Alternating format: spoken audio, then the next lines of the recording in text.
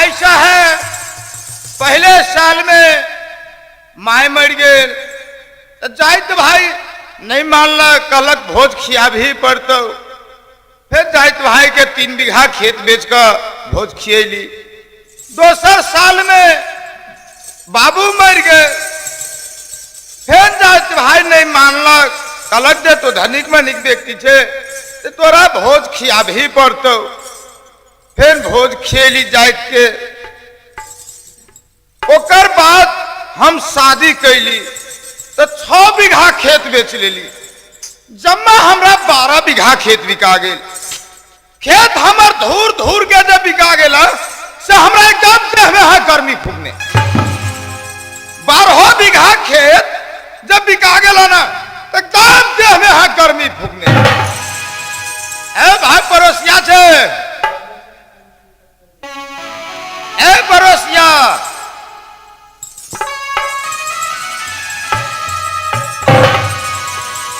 रे भाई नंद सहनी से अब भाई रामचंद्र की बात हो कैला हल्ला करी से बोल। अहाँ के हम अहिला बजेली कि अहाँ तो जानबे करे छी जो पहले साल में माय मर गए जाइत भाई नहीं मानल कलक भोज खियाबे पड़तो भोज कैली। फिर दोसर साल में बाबू मर गए फिर जाइत भाई नहीं मानलक फिर भोज कैली। ओकर बाद शादी कैली। 6 बीघा खेत जे बाँचल रहे वह 6 बीघा खेत हम बेच लेली। खेत तोहर बिका गल उसने हमरो मालूम हवे कि सब खेत तो बेच जम्मा हमर 12 बीघा खेत बिका गेल। सही बात 12 बीघा खेत जब बिका गेला से हमरा देह में एकदम गर्मी आने 12 बीघा खेत तोहर बिकाला के बाद तोरा देह में गर्मी फूक देने हो। हाँ कहते ना एकदम से गर्मी से बुझाई देह फाटल जाए।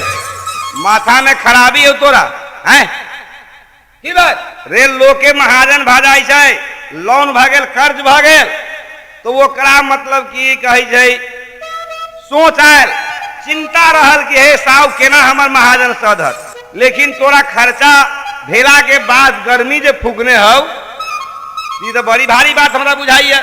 ई कहा भाई गर्मी केना शांत होता है गर्मी से हमरा बुझाया केना जे देह फाटल जाए। गर्मी शांत होना नहीं होतो केना गर्मी शांत होना हो तो वही दिन में जई दिन से तो आने टटका चूड़ा आ नट्ठा भैंसी के दूध जे खाए के शुरू करबे हाँ सब गर्मी तोहर शांत भ जतो। एक बात कहते भाई नट्ठा भैंसी के दूध निरोग होई छै ए पिठारो से गार होई छै रे तोरा देखल हो नट्ठा भैंसी। हाँ आ काल जे मेनी बॉस पाबैत रहे हाँ हैं हाँ आउ बेनी पट्टी के चौरी में चढ़त रहो उ कौआ जे खोदत रहे से हाँ देखली तो ए तो वह भैंसी की तोरा मतलब तोरा बुझे चाही कि वही भैंसी दिया हम कहे ए भाई गोर लगे छियो चल भाई जत्ते पाई लगे पाई के लेल कोई चिंता नहीं हमरा भैंसी कीन दे। हाँ तो सामान लेबी तो पैसा तो लगबे कर तो कते में होता 10,000 रुपया लगतो। 20,000 रुपया हम जेबी में धरे छी चल अभी ये किनबे हाँ तुरंत अभी ये चल कह तो लेट करे के कोई जरूरत पैसा हो संग में हाँ पैसा है संग में 10,000 10,000 20,000 है। चल अभी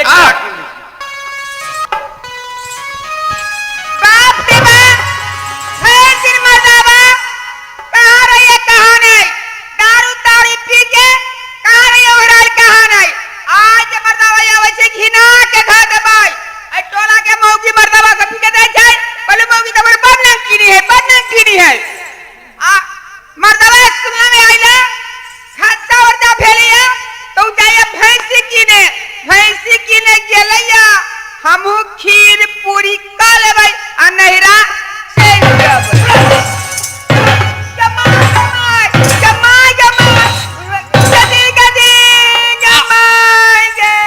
अरे तोरी बहन बाप रे बाप करके गिरहस का न माने चोर करे दौनी हम खुदा विचारबे करे छी जे हम जाय छी नट्ठा भैंसी लावा ए गेले ये मर्दाबा भैंसी की तू हा लेबै खीर का लेबै अब पूरी पका लेबै आ नहिरा चल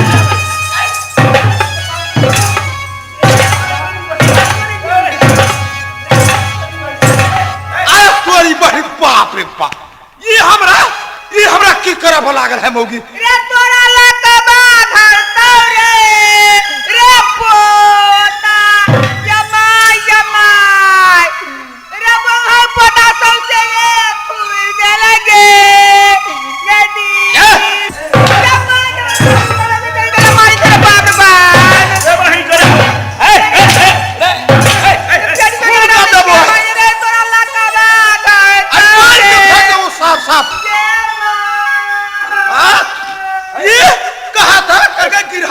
मान नहीं चोर करे धौनी हम सारे सगुने चल लिए भैंसी की ना ए मर्दावा गेले जे भैंसी की ना ए दुहा लेबे खीर का लेबे पूरी पका लेबे नहिरा चल जाबे ए मारते मारते हम ढल्ला हम उधार देव दे पके ए तो खुनिया घर आन के छे हैं ए तोरा की भेल हुआ अरे तो अपना घर वाली के कैला मारे छी से पहले का पड़ोसिया दोनों पड़ोसिया तो विचार लिया आ सुन घर वाली के तो मारबे कैलिया भाई जो 10 लाठी हमरो तो खींच ले कैला कौन सा 15 लाठी मारल लिया हमरा हाँ। हमरा कैला मारी छे तो ए भाई धोखा में मरा गेलुआ आ घर वाली के कैला मारे छी से पहले का ओहे कहे छे नहीं तो कहले है जे चल ना ठा भाई सीखी ना हां हमू करे जाय छी कीन के लावे मौगी की कहे ए मर्दावा गेले या भैंसी की ना अतै त दुहा लेबे खीर का लेबे पूरी पका लेबे या नहिरा चल जेबे गिरहस के ने माने चोर करे दौनी हमरा घर में पूजा नहीं आ नहिरा में ओकरा पूजा मारते मारते मौगी के हम वही ला मारे छी होते हां एक बात कहा भाई नंदा हां रही से पहले आरो कहियो मारने रही ओकरा तो हाँ ये अखार बेर में भाई के गेल रहले कि नहीं मार लिए भाई के चल गेले हमहू गेली 2-4 दिन के बाद में पछा से ओकर भाई की करक हमरा पकड़ के आ 5-7 जूता हमरा मुंहे पर मारलक है ना हाँ थुथना फूल गेल रहे तैयो मार उड़ खा के विदागरी कर देलक चल एली ये में की दारी हाँ। वही बेर में कै लाठी रही मारने कौन बेर में पहले बेर में 50 लाठी ये में की दारी तो 60-70 लाठी मारने छी अच्छा कौन था 50 लाठी मार ली 60-70 लाठी है तो 50 लाठी है 50 लाठी मार ली था ये में की बेर तोरा मुंह के थुथना गोल करे तो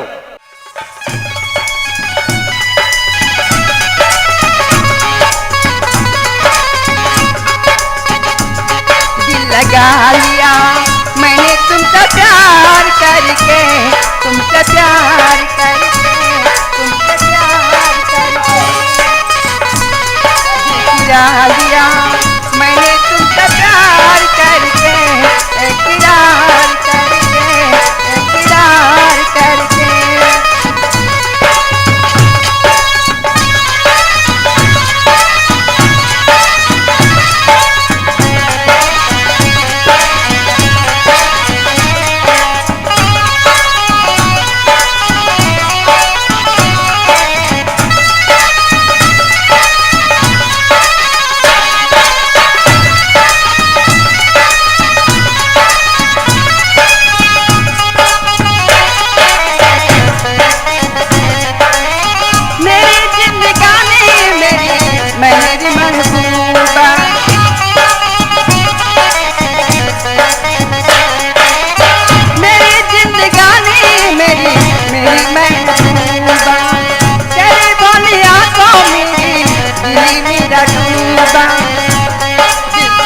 लिया मैंने तुमसे प्यार करके इकरार करके इकरार करके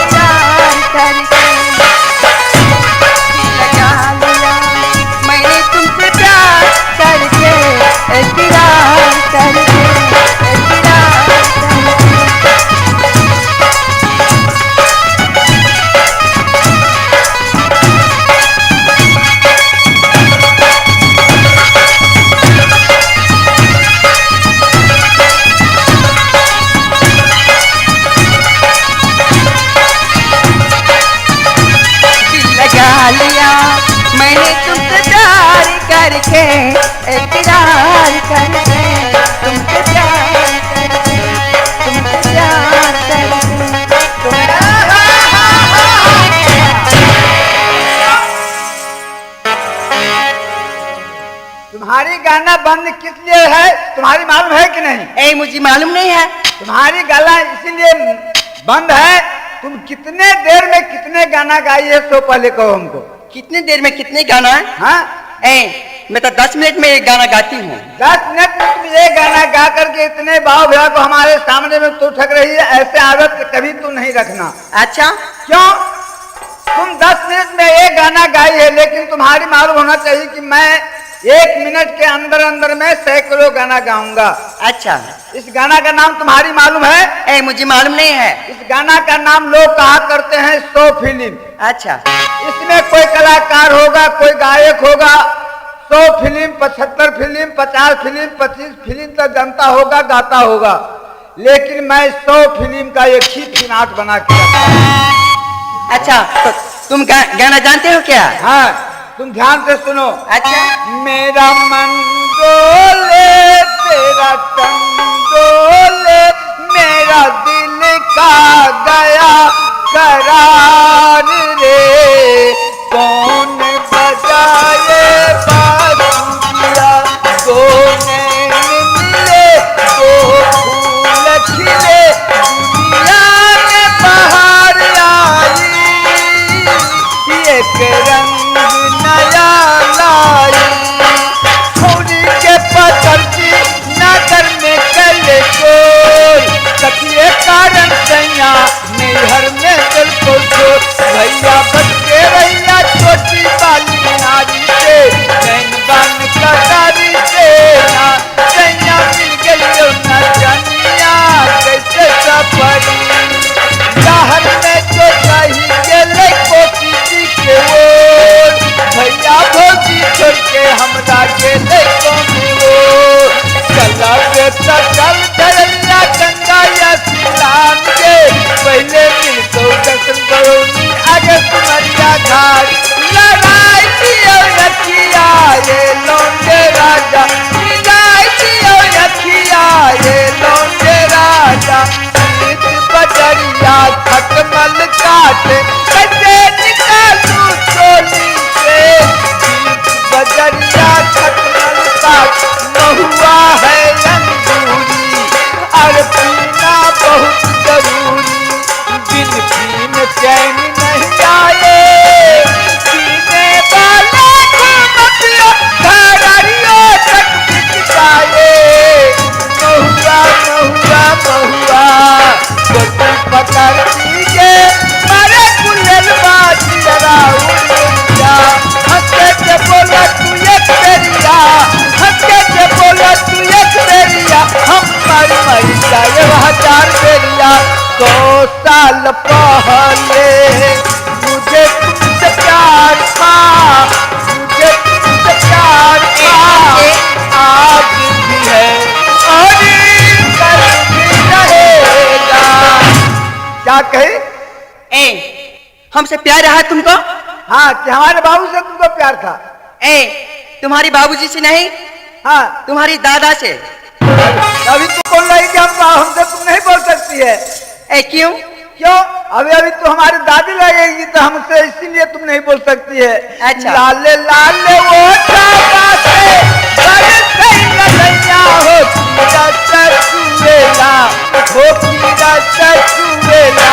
जैसे अमुआ की कोतरा से रस चुएला, हो की रस चुएला।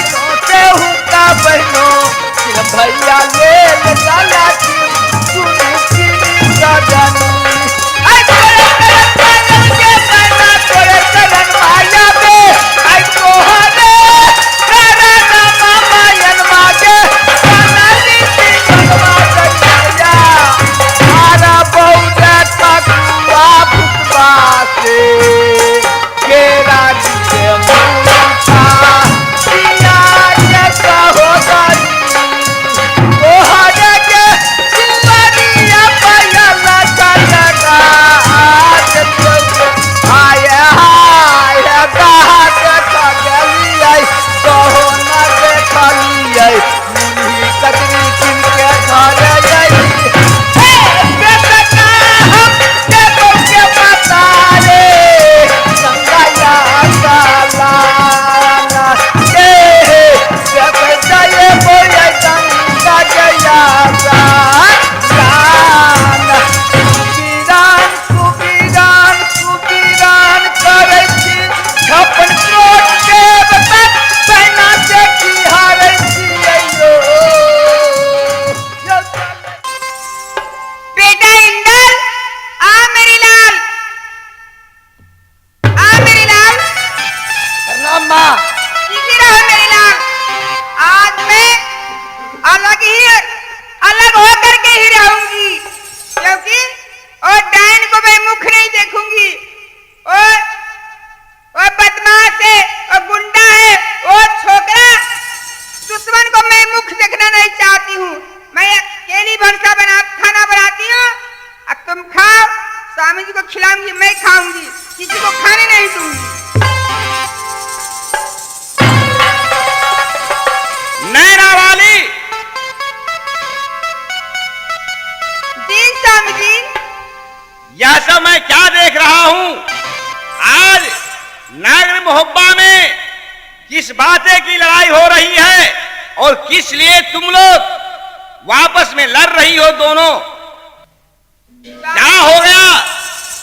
नागर मोहब्बा में कितने दुख कितने संकट भोगते हुए मोहब्बा में अपने पांव पर खड़ा हुआ 14 कोस के राज बना, गादी के सम्राट आल्हा सिंह बना।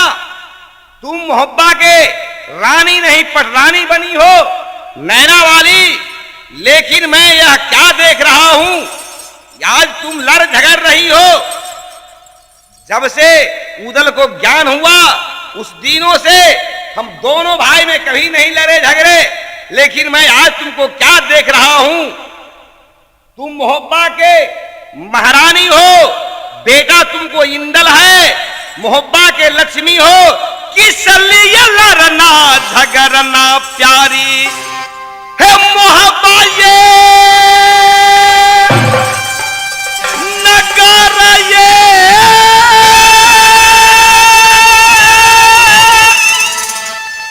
है नैना है गाढ़ा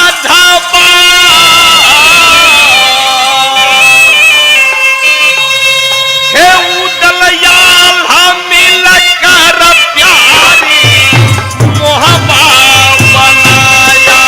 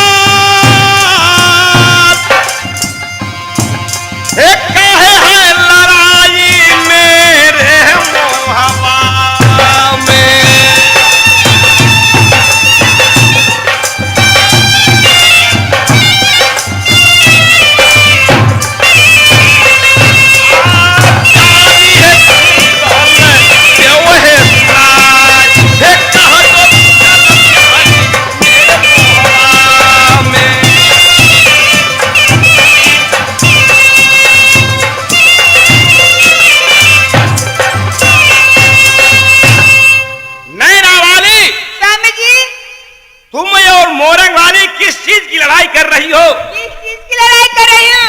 आप यही बताइए कि राजकुमार मेरे बेटा इंदल है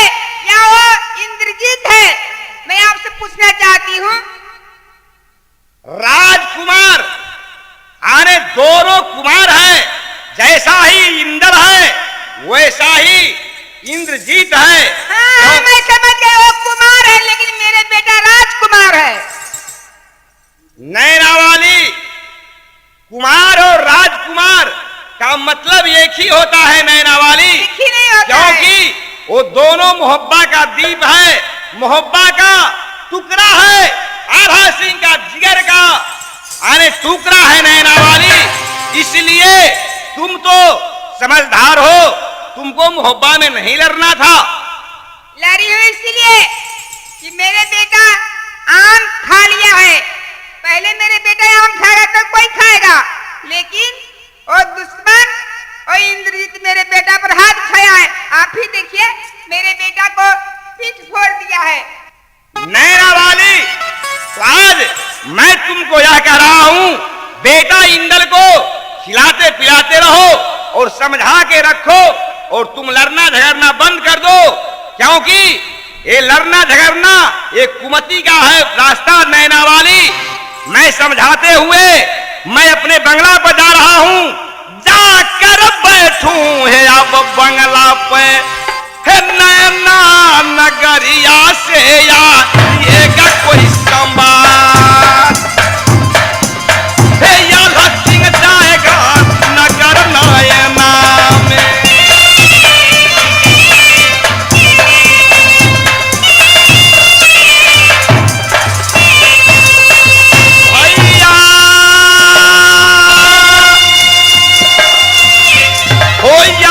बंगला के ये पास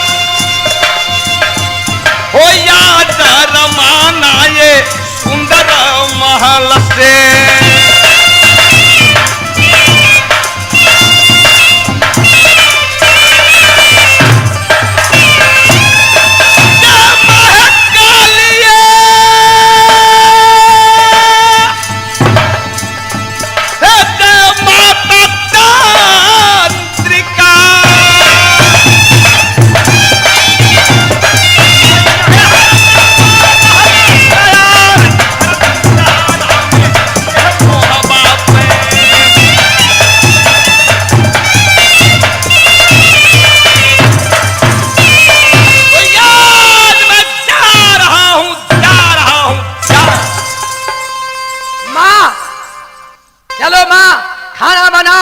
भूख लगी है।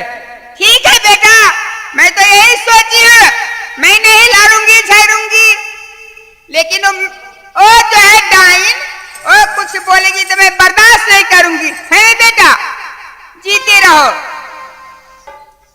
माँ, हाँ बेटा, जल्द खाना बना दो। हाँ बेटा, आज मैं अलग में खाना बनाऊंगी बेटा, एक जगह मैं खाना कभी नहीं बनाऊंगी बेटा। ठीक है, अलग बनाओ। हाँ बेटा। मोरंग माली, यह सब क्या बातें होती है? बोलेगी प्यारी, प्रणाम स्वामी। हंस रहेगी प्यारी। हाँ स्वामी, आज मैं अलग में खाना बनाऊंगी स्वामी। किस लिए? आज दीदी सोना ने बेटा पर हाथ उठाया है, ये बेटा इंदल हाथ उठा दिया है। कौन टाइम सोना मेरे बेटा इंद्रजीत पर हाथ उठाया है? बोलेगी प्यारी। हाँ स्वामी। हे बदन्ना के चमरा, हम खींच लेंगे। हे कौन वो बचाएगा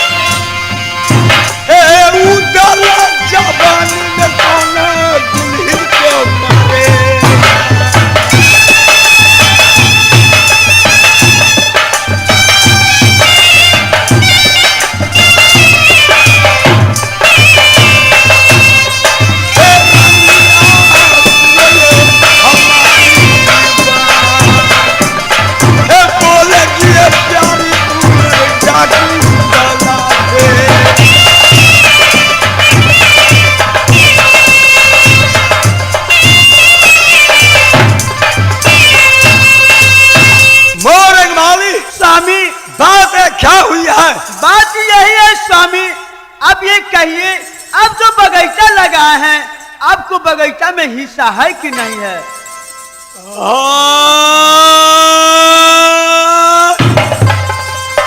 उधर का आधा बगीचा है, आधा बगीचा है, आधा बगीचा है। स्वामी, प्यारी। अगर आपको आधा हिस्सा अगर रहता तो बेटा इंद्रजीत को मैंने पठाई हूँ बगीचा में। बेटा से मैंने बोली हूँ कि बेटा एक तुम सुंदर आम लेकर के आओ। अच्छा, बेटा गया बगीचा में आम लाने के लिए और साथ में बेटा इंदर भी गया और ये काम उठा गिर गया जमीन पर। बेटा उठाकर मुख में लगा लिया, इंदर तो समेटा लगा दिया उसको गाल पर। और देखना नदी गए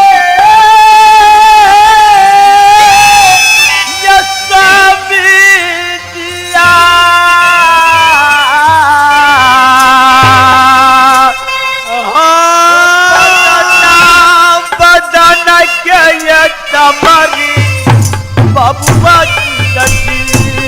को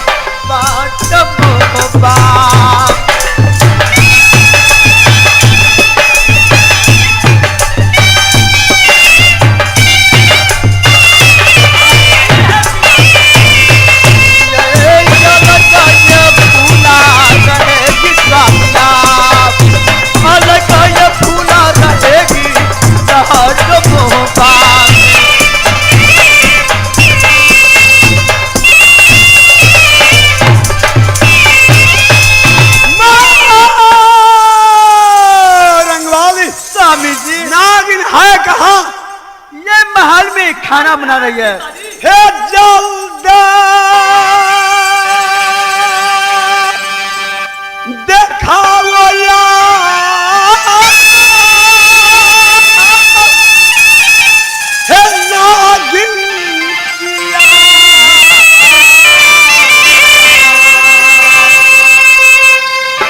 बोरंग वाली, हे बदना के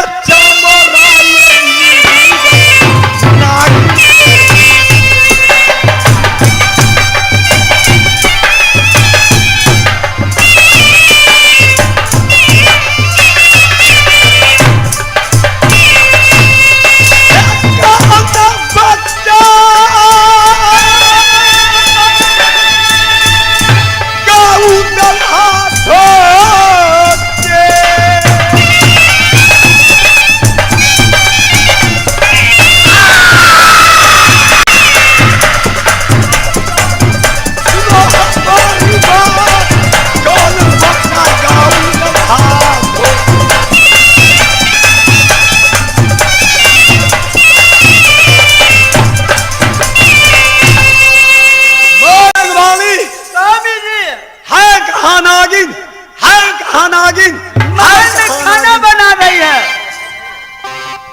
ये कहते कि मैं अलग में खाना बनाऊंगी। तुम रोएगी नहीं प्यारी, चाहे मोहब्बत मेरे रह बजाएगा, है चाहे मेरी नगरी बाटे जागी है, सोचेगा न उदया नगर मोहब्बत।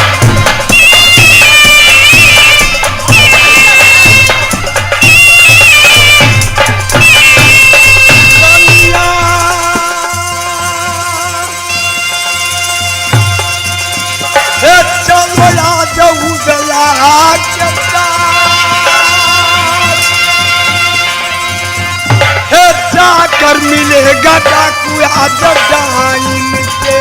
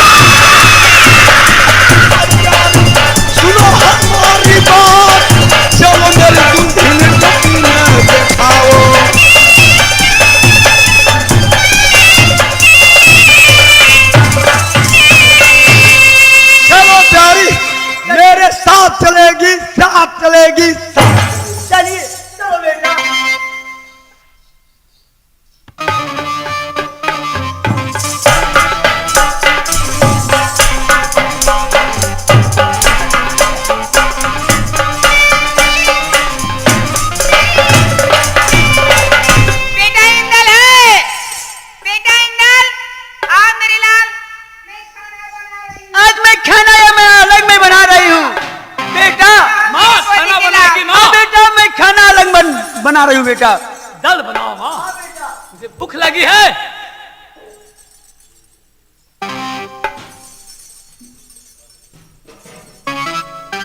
ये कौन साउथ के धुआं हमरा घर में आवे है? कौन बैठाऊ की के? ये कौन सौ दिन के धुआं हमारा घर में जावे?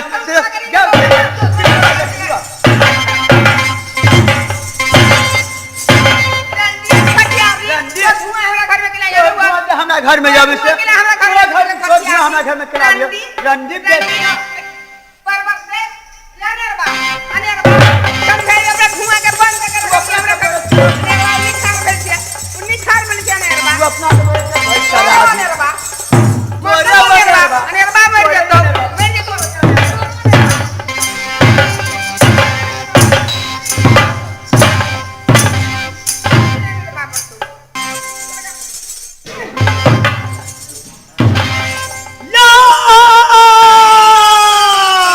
क्या देख रहा हूँ?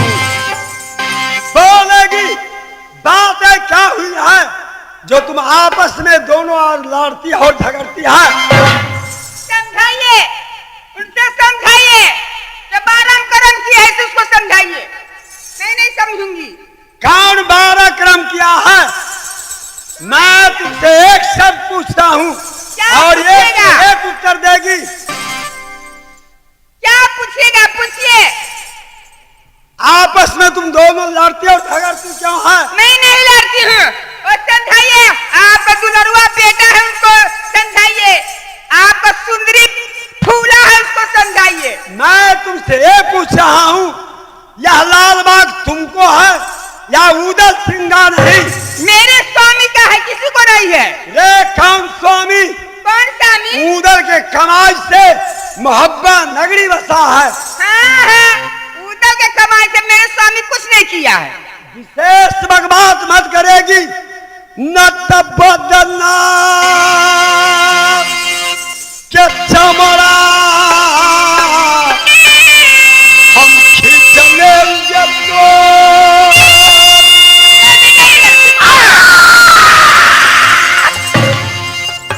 ये कौन गे बचाएगा नारी मेरे हाथों से?